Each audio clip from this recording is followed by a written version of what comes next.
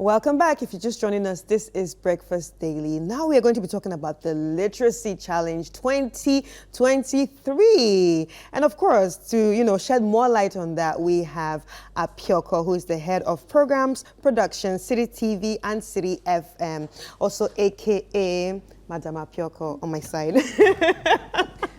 And then we also have a colleague of mine, Magdalene Williams, who is an event executive right here at Citi TV and Citi FM. You're welcome, ladies. Hi. Good morning. Thank you. Good morning. Happy July 4th. Well, thank you. Yes. As You're you really can see, repping. Yes. Yeah, so that's a disclaimer. Before people say that I'm aligned to a particular political party. Please, it's July 4th. It's it's America. US the of red, A. white, and blue. Yes. Yeah, celebrating with the USA. And you're looking nice, yesterday. ladies. Thank you. You look amazing. Yes. Thank you. And together with the Ghana flag. Yes, that's yes, true. yes, That's how we yes, planned it. yes. Wow. Right. Yeah. Very African. All right, so let's talk about the Literacy Challenge. I mean, the 15th is already in the corner. And how has it been going, especially with people sending in their submissions? How many submissions do you even have right now?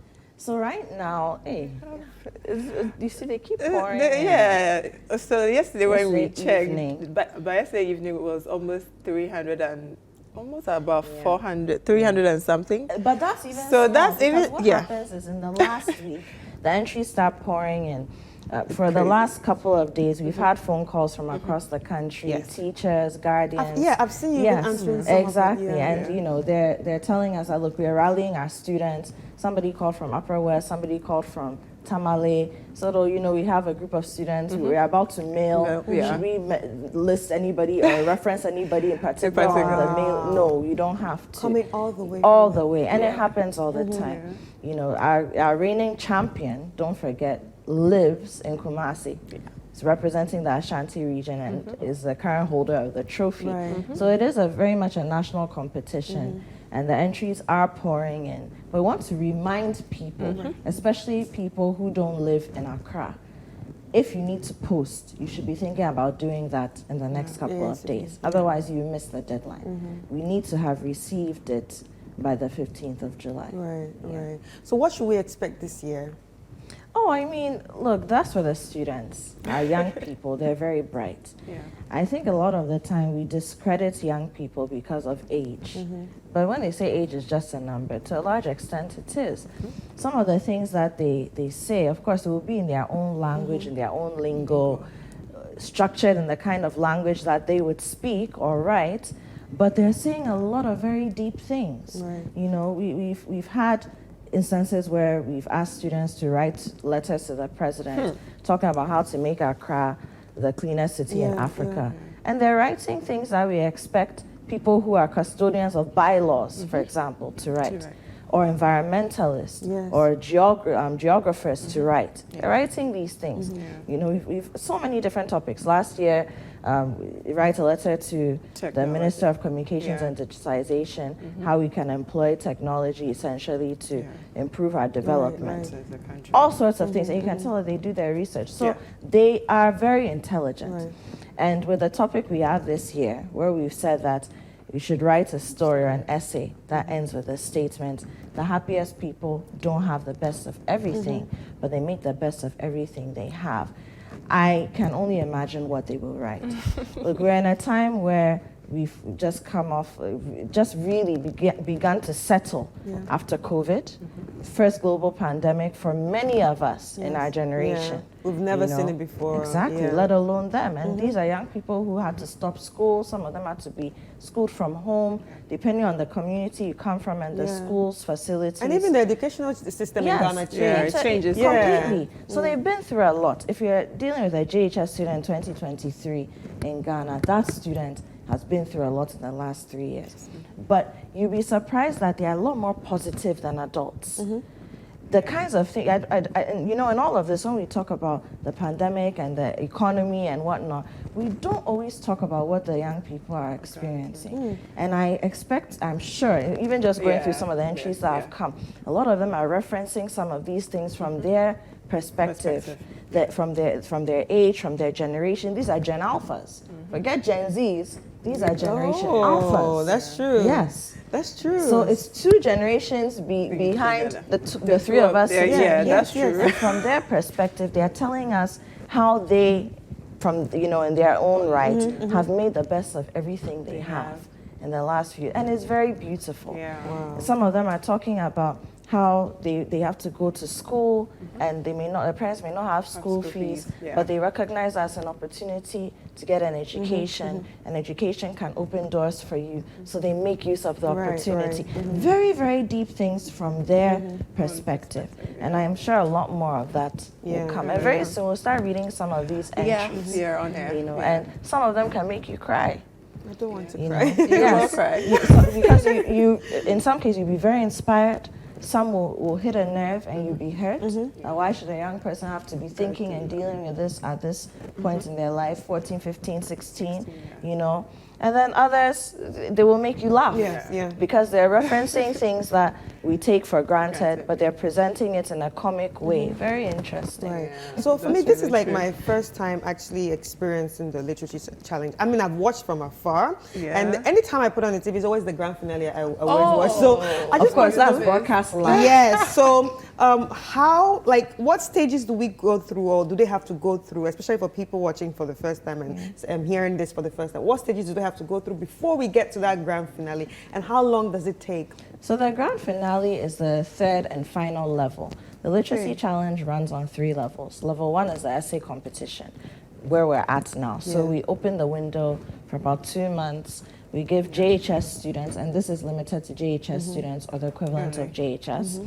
They are allowed to write based on the topic we give them. The essay shouldn't be less than 600 words. So you have to write 600 words or more, right? And then as the entries come in, we collate them, sort of figure out what the geographical footprint is, what's coming from what region and all that. Then we have external examiners. So when the deadline hits, in this case this year it's 15 July, we send off these entries to our external examiners. They grade them. They have the rubric that they're looking for all sorts of things. The creativity, of course, they're writing in English, so the language, the descriptors that they're using, your spelling, what we call in education mechanical accuracy.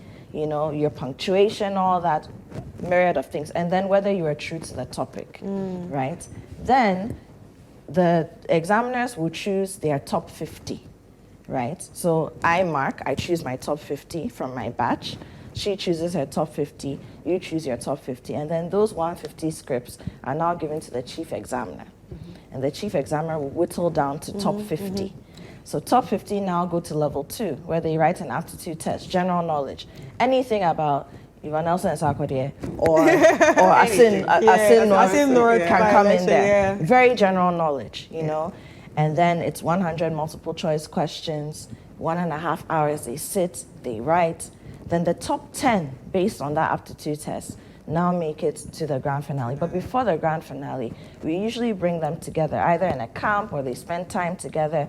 We bring coaches to build their confidence. Because we just believe that if you're doing something like this, it should be more than the academic. Right. You know, so bringing them out of their shells, reaffirming their talents to them, because a lot of them, until they get to a point like this where they're competing in the literacy challenge or something of the sort, they don't even recognize the depth of their talent. They know they're intelligent, but they don't know just how talented and multi-talented in many cases they are. So you bring that out, and then you see them, the grand finale where they compete finally. Okay, so we've been watching the promo, and obviously, Magdalene, I've seen you with the kids.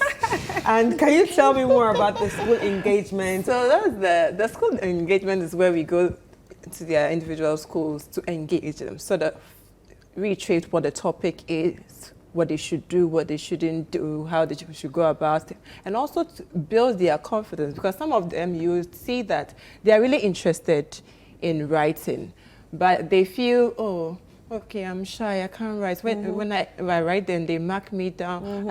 Or my friends are more intelligent than I am. So during the school engagement sessions, we speak to them, we tell them that, listen, no matter what you feel or how you think your writing is or your yeah. reading is, try it. You may not win, that is okay, but at least you tried. It's important to try. It was important for you to try so that you can also build some confidence out of that writing and reading and all of that. So it's a good time to go to the schools. We go to different schools, government schools, private schools, even international schools we've been.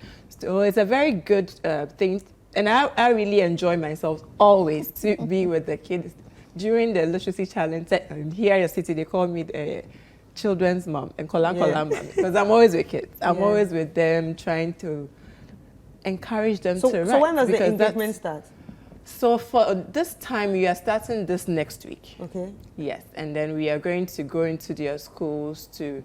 We know they are writing already, but just to encourage them to wrap up quickly, especially those in Accra, to quickly write, bring them so that it meets the deadline. Because this time we are not really going to extend our deadline. We are sticking to that. So they should quickly finish up, tidy up their scripts, and bring it to us here at Citi FM and Citi TV. They can bring it to Citi FM right behind the Dabraka police station, or drop it here at Citi TV in Tesano, and then we'll gladly receive their entries and then give it to our examiners who are going to do justice to them. So what about the students writing from outside Accra? Okay, so they can post it via the post office address, which is P.O. Box GP 14123 Accra Central. And P.O. Box GP 14123 Accra Central, and then we'll receive those entries in our boxes as well. So they should quickly wrap up. Time is getting close. All right. So, Apiko, so before I let you go, now there's this issue of AI, ChatGPT, the Google AI, the everybody's AI right now. So how do you check these essays to know that, okay, this is not AI written, this is actually coming from the brain of this child? You know, there's a reason why we engage educationists or teachers or people who've been practicing in the educational field and who are familiar with the psychology. There's something called academic psychology. So the academic psychology of a student at various levels. When a student writes, you will know whether they wrote it themselves or not. That's one. And then now we're talking about AI, but AI has been with, look, traffic lights have been controlled by AI for years. And all that. Now in the academic world, there's something called turnitin.com. For years, even when I was in school, back then, even then, you could run an essay, certain phrases, certain paragraphs through turnitin.com, both even at the tertiary level, you know, whatnot. And you can tell whether it's coming from somebody else or the actual student. If it's not, then you should have referenced it, right? So the tools are already there. And a lot of the time, the educationists don't talk a lot because they're like, we've been doing this for a while. Very well, you know? So that is not a problem. The bigger issue, though, is, you know, we've asked the students to write in their own handwriting. Also because of this. When a student writes, even the way the curve of the I at the end, the B, all that, it can read tension, it can read this is not mine, it can read I'm forcing to write like somebody else. There's a whole psychology and science behind it.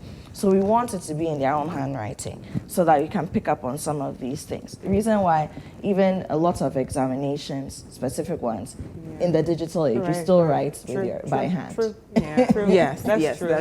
Still write by hand. All right, so I'm sure there are parents watching and then who might be thinking that, okay, my child can do this, I need to motivate my child. Magdalene, I'm going to give you a chance to talk to these parents and these tutors and all that. Okay? Yes, so they should really encourage them. Now, the number one thing is that it has to be in the own handwriting of the student. Do not type it. Write it in your own handwriting. Secondly, let your parents or guardian endorse it for you, because you want to know that they are involved in this, they've given you their permission to write this literacy challenge. So let them endorse, and by endorsement, we are looking for their full name, their phone number, and then they should sign it. So their full name, their phone number, and then their signature. And you as the student, add your full contact details. So the school you attend, the form in which you are, your full name, and even maybe your age. You can even add that as well, so that we know the age bracket that participated in the literacy challenge this year. Still, a parent, a teacher, a headmaster, a guardian, please encourage your children or your students to write and let them submit it on time, because the deadline is next week Saturday, which is just around the corner. 15th is around the corner. Submit your essays on time and let's receive it, and then the competition will continue. So that's what I would tell. There's one important thing I didn't talk about. The prize. Yes. Prize. So at the end of the race, there's 10,000 Ghana cedis waiting. First prize, 10,000 Ghana cedis. And a trophy. Of course, bragging rights too. You know, but I must say that the second and third place, so that's your first runner-up, your second runner-up, they also get cash prizes. So there's a lot to look forward to, you know, and in times like this, that can go towards your education. You know, if family is battling with stuff, Charlie, take one for the team. You know, young person, go and bring it home. A lot of the time, we've seen these young people put with the help of their parents or their guardians, of course, put it into an account. They have an investment account. It's turning over profits for them. And for many of them, it's taking them through the rest of their education. So it's for a reason why we've also done money for the prize. So what are you going to give a 15-year-old 10,000 Ghana cedis for? But once their parents and their guardians are in the mix, we know that smart investment choices will be made. You know, and of course we have you know, sponsors like SIC on board. I mean, insurance.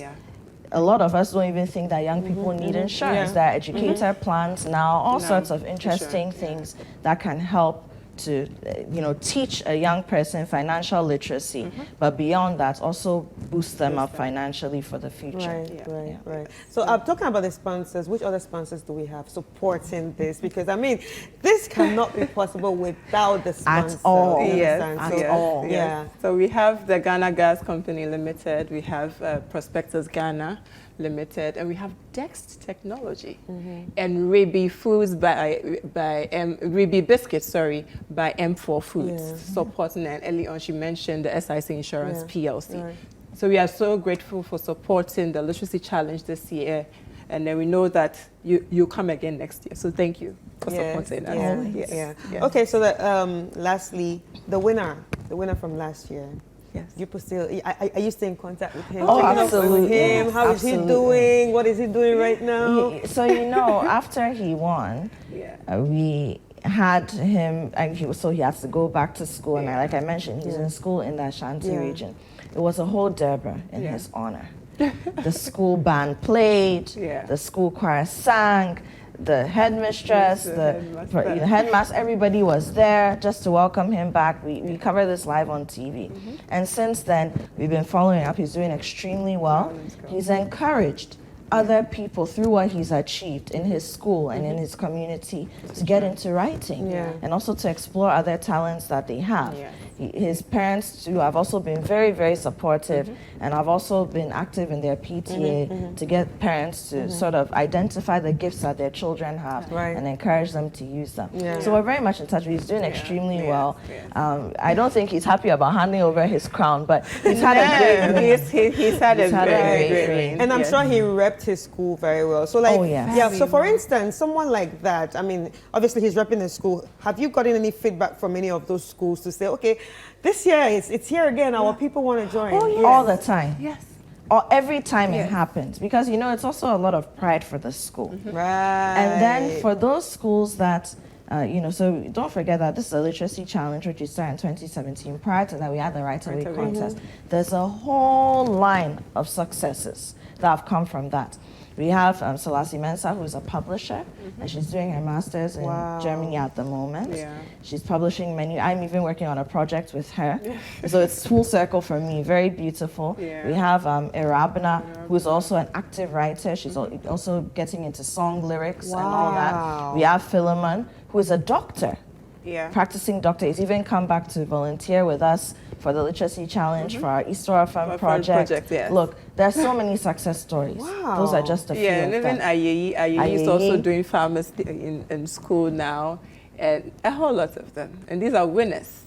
Wow. Yeah, so they're doing exploits out there. Wow. They're really Wow, doing well. wow. They're really, And really doing I well. actually want to say a very big thank you to Citi TV and Citi FM for, you know, these initiatives, you know, and helping people shout out there. Yeah. Anyway, I want to say a very big thank you to you ladies for coming. Thank you for having us. Thank you so much. I like your hair. Thank you. Like your hair. Yeah.